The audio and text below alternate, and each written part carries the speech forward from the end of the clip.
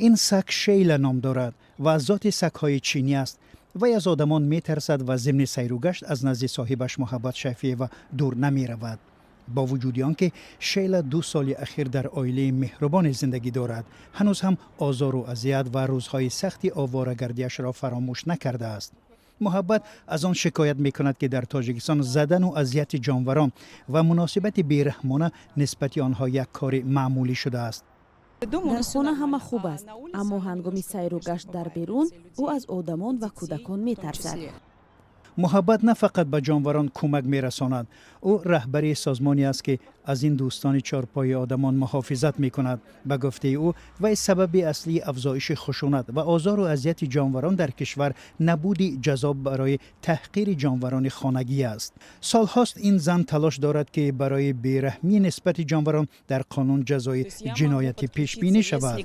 اگر در کدام ناحیه ملیسه‌ها در برابر مناسبت بد نسبت جانوران بی‌عملی کنند، من به این قضیه دخالت می‌کنم و برای تفتیش این قضیه مساعدت می‌کنم. اراده هم یکی از حامیان جانوران خیابانی است. منزل بیرون از شهری خود را او به پناهگاه جانوران خیابانی و آواره‌گر تبدیل داده است. در این خانه او بیش از 10 گربه و چند سگ نگهداری می شود که از خیابان‌ها یافت شدند. به گفته اراده، معمول شدن بدرفتاری و بیرحمی نسبت جانوران حالا یک درد جامعه است. او باور دارد که بدون مجازات شدن آزاردهنده جانوران وضع را تغییر دادن غیر امکان است. من 10-12 سال باز به جانوران موافق شرایط و امکان کمک می‌رسانم. ولی من اصلا در این سمت تغییراتی را نمی‌بینم و حالا به این مسئله توجه هم نشده است.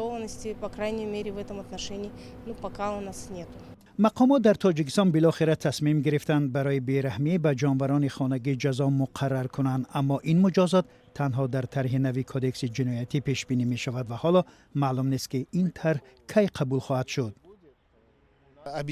شرط اصلی برای مجازات در این طرح مناسبت بیرحمانه و اوباشی است. محوی معمولی صنعی جانوران که ما از احساس بشردوستانه انجام می‌دهیم در اینجا الکی دیدن نمی شود. با گفته جورایف، برای بیرحمی به جانوران در این طرح از $450 تا 5 روز محرومیت از آزادی تعیین شده است. اما اینکه تا کجا این جزا برای تغییر دادن وضع مؤثر است، وقت و تجربه نشان خواهد داد.